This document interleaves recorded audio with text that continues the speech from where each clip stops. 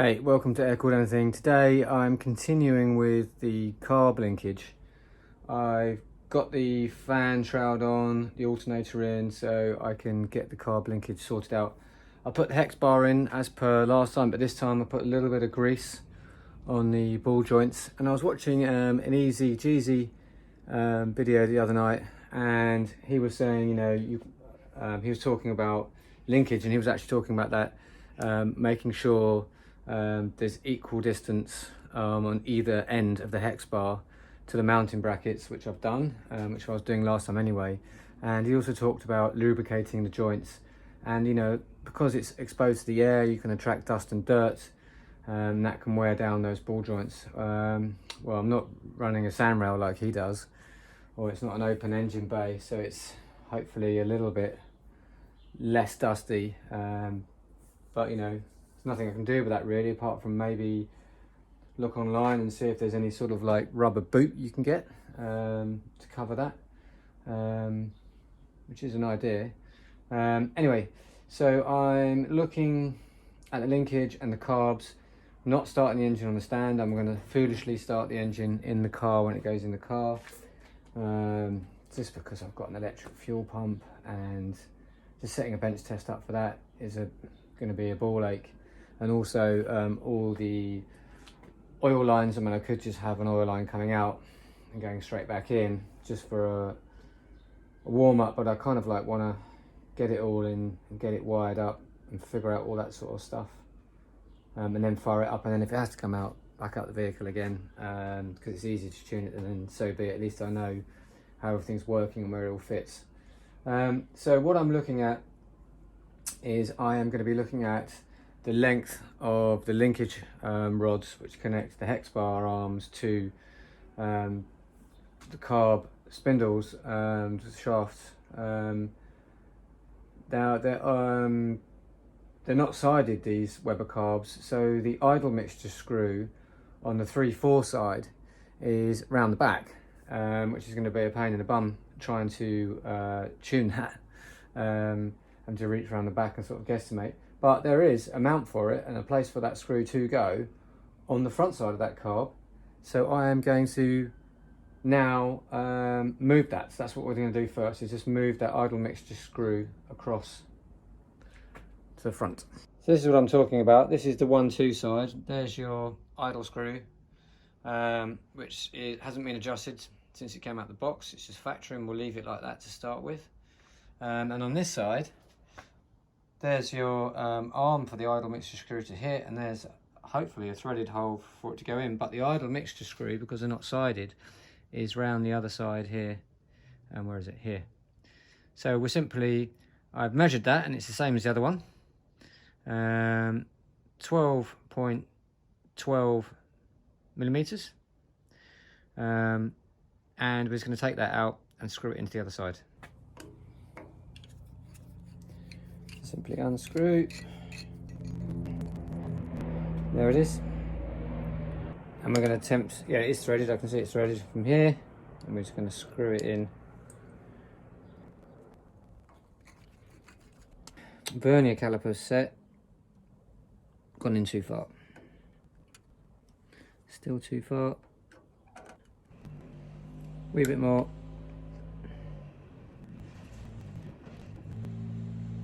There you go. So you can see the hex bar is in. We have the idle screw on the right side now, and the linkages are connected. Now what you want is when the accelerator cable is depressed, you want both carbs to lift off the idle screw at the same time. Now obviously there's very little point sorting this out until the engine's run, it's warmed up, and you start tuning the carbs. You get your idle speed right, you start messing with your idle mixture screws, and then you can balance, because then you can balance it properly, because these things are going to go in or out, and we'll get a flow meter on the stacks, and we'll check the flow, and we'll make sure the balance is equal between all of them. And like Easy Jeezy does, I'm glad to see he was saying the same. For me, I always like to look at all four, because most people just put it on number 2 rather, and then they bung it on number 4, and they just see if there's a balance between the two. I like to look at 1, 2, 3 and 4 and make sure that they're all sucking in the same amount of air. So just for the sake of what we've got now, both idle screws are in the same amount. This end of the screw is protruding 12.12 millimeters on both sides, and I've adjusted the linkages so that they both lift off at the same time. And the way I do it, I'm not sure if it's the right way to do it or not, but if you're looking at one rod, one of the connecting rods, you turn it one way and it starts to lift your spindle arm, your throttle spindle arm off of the screw, and then you turn it the other way and it starts to lift it off of the other screw. And then I just find I keep going until it's going from one to the other, one to the other, one to the other, until there's a couple of, normally like a eighth of a turn of the rod where neither are moving, and I just find the middle point there and I lock it down there. I've also had the vernier calipers out. I found that. I'll show you that working in a minute. I've also had the vernier calipers out. Also, this is an idea of easy jeezy, just to measure the length of the connecting rods, and they are within fractions of a millimetre the same length. So hopefully when we accelerate and we're going down through the stroke, they will both open at the same rate, so we're not like drawing as you're hitting higher RPMs and sucking in more air and more fuel. You're not sucking more into one side than the other. So you can see this arm is touching the idle screw, and if I start turning it, which way is it? Yeah, if I start turning it this way, it opens up that gap. If I turn it back like that, it hits. Now if I move the camera,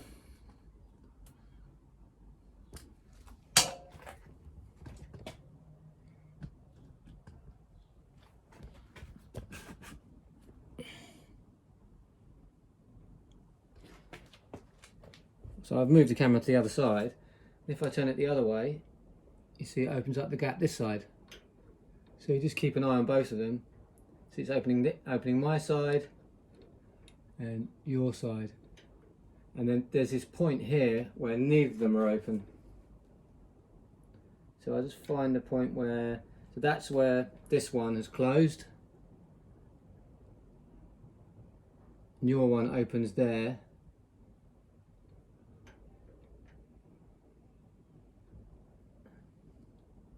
My one opens, closes.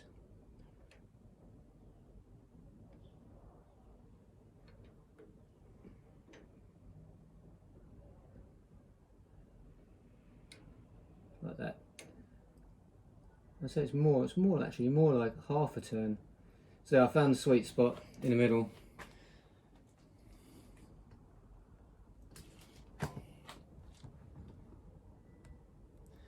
So making sure they lift off at the same point is you accept, the way I do it is, it's not very scientific. I put my finger on this side and I actuate the accelerator pedal, and I look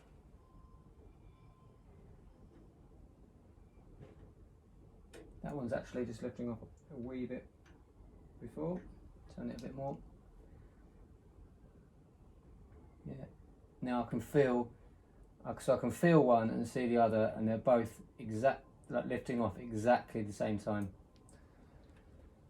So then all we need to do is lock down these rods, and Easy Jeezy had a really good technique. He pre-turns the heim joint, so when you tighten it down you don't get any discrepancies. So and I noticed in his video he does the same as me. He puts the left hand thread at the same end. He actually puts his at the top. I always put mine at the bottom. His way is probably better, so I'd go with his way. So there, I'll just finger tight that one, There you go, I just turned it. Balancing carbs is so important. One of the very first VWs I bought was a split screen bus, and that had a beautiful set of Delortos on it. It was a 1776 motor, quite a strong motor, and it ran like garbage. And I tried everything to get it running right, and I didn't know much about. I knew basically nothing, and I took it to the shop, Terry's Beetles in West London. A brilliant guy there called Luke, and he literally tuned it up in about an hour. I went off and got a cup of coffee. I came back and it was like driving a different vehicle. It was so smooth. There was no hesitation, no flat spots, which I was getting, and it just pulled like a train. And it was like a miracle. Right, to tighten this up. Just going to knit them up because, as I say, we are going to have to do this all over again. But this should be enough. Should be enough to fire it up.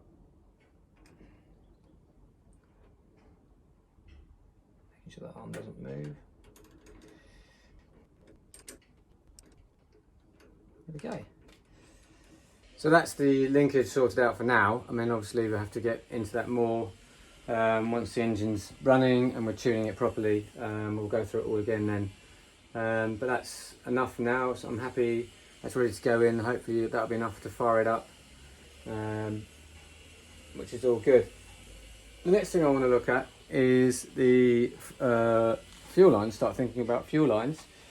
And I noticed that the fuel inlet and again, they're not sided, so on the number 1 and 2 cylinder, the fuel line hose connector points to the front of the car, so the fuel line's hidden around the back of the fan shroud, which is great.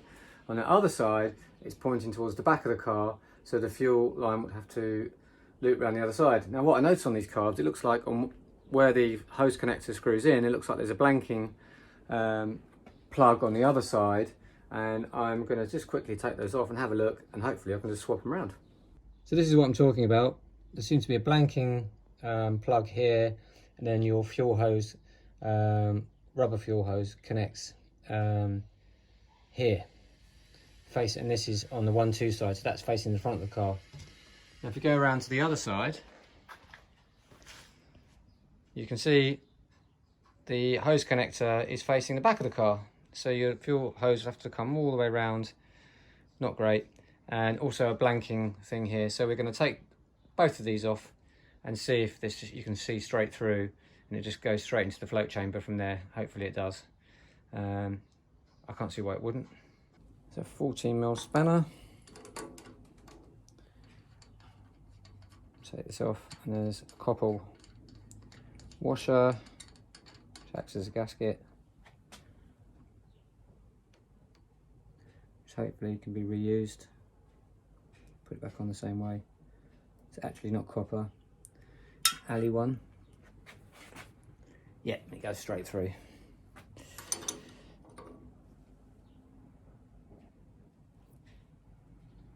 Oh, doesn't want to budge, that one.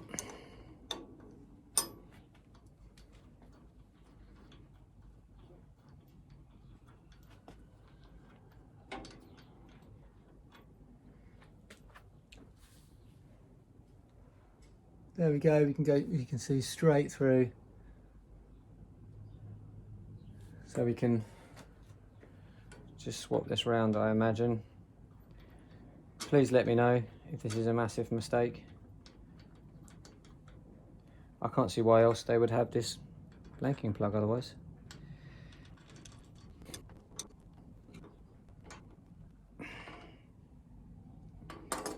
You want these relatively tight. You don't want to go crazy, but you don't want fuel leaking on a hot engine. So there we go. Now the fuel lines can be attached and hidden around the back.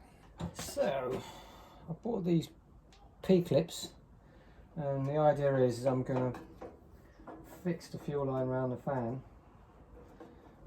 fan shroud rather, like thus, with these P-clips. So I marked point where I'm going to drill a hole on a bit of masking tape, drill a hole, and then I'm literally just going to screw these in with self-tapping screws.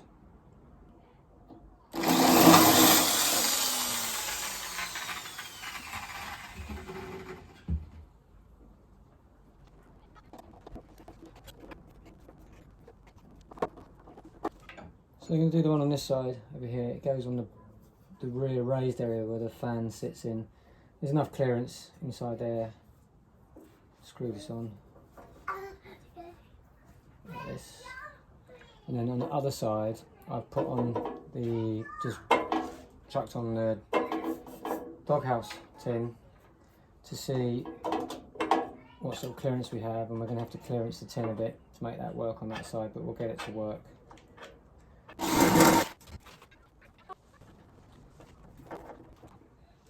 There we go. Now we'll look at sorting out this side. So I've modified this P-clip, cut the end off of it and drilled a new hole so it clears the doghouse tin. We'll just screw it in, see if it's going to work. That fits, it just about clears. Happy days.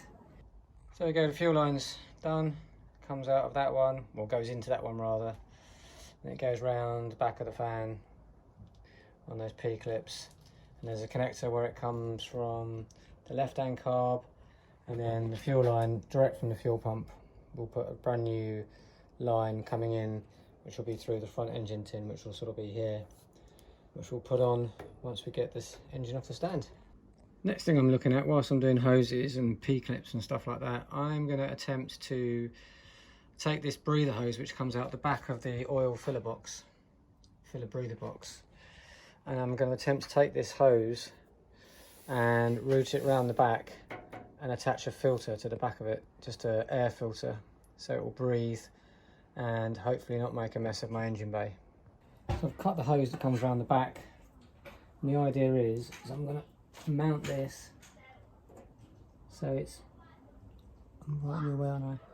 I'm going to mount this so it's in line with the P-clip doing the fuel hose, and I'm going to anchor it in here, and then I have on order an L-shaped brass section which will just push in here, and then I have a breather, which is a breather hose, which is just going to go there like that.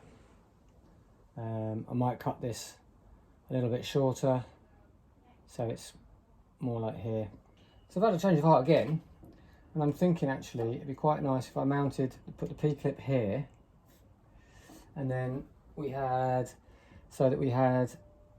the filter central with a bit of symmetry, and I think that's going to look a lot nicer. So I am going to cut the hose again.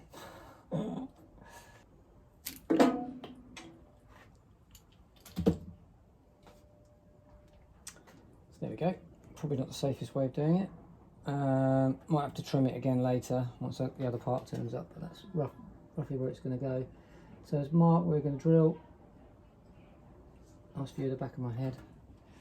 So just there. And that's well clear of the fan.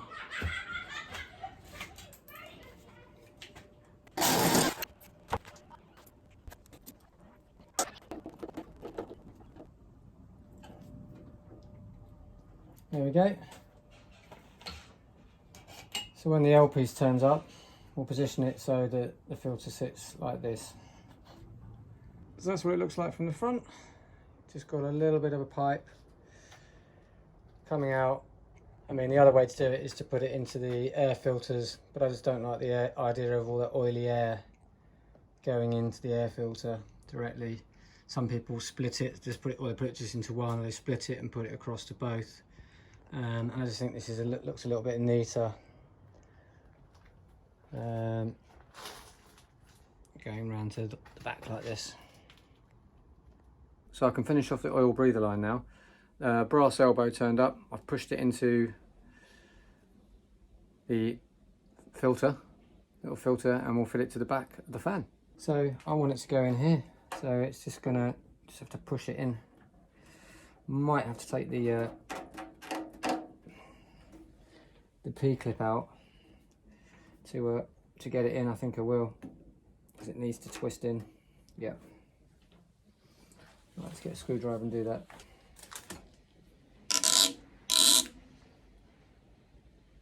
Oh, that's just goes to show how flimsy this filter is. Now I've just noticed this grommet that holds the filter on is split, look. So that's bad.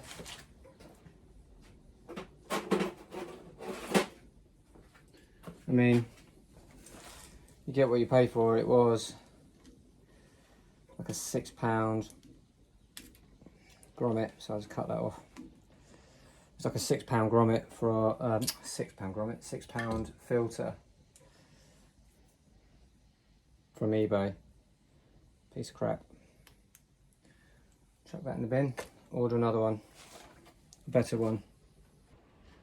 So after damaging the filter, pulling it off, trying to get it off the bayonet, fitting, I was going to get a better one, but I couldn't find a better one which I liked. There was lots of coloured ones like the chrome tops and red filters, and I just didn't fancy the look of that, so I've just bought another one, and I actually got it for 80p cheaper than last time.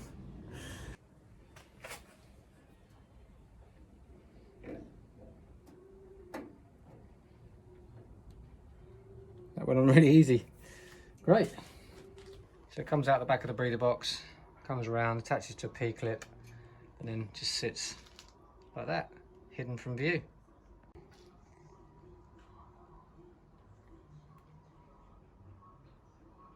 So that's fuel lines done, and the oil breather lines and filter done.